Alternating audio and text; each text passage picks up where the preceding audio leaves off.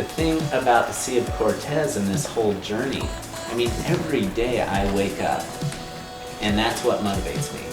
I think about that body of water. 15 years ago, or 20 years ago, I swam down the Salmon River. The swim took 25 days, and we had a crew of whitewater rafters with us, and that's what they do, is they talk about the water.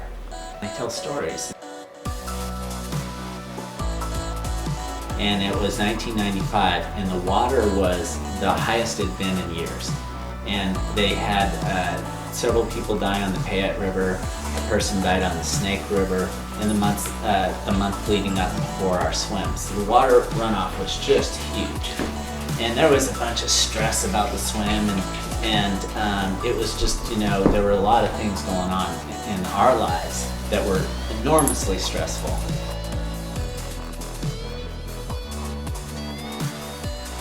One guy lost his life on the Snake River, and he went over these waterfalls, and he got sucked into this undercurrent as the water falls in, and it's a hydraulic system, and he just got held into the water.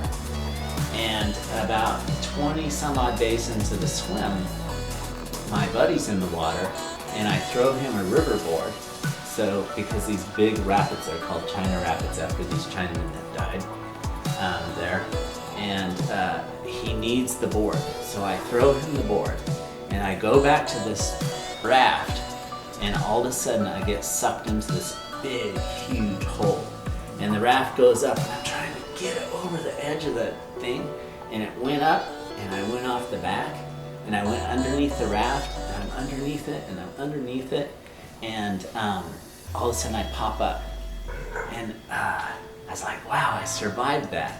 And you know, I had this really powerful epiphany underneath the water, and I knew that the river had me, and that she was so much more powerful than me.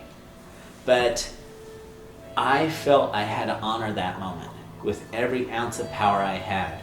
I burst out with like a dolphin kick, pulled, and I came up, and I got out of that.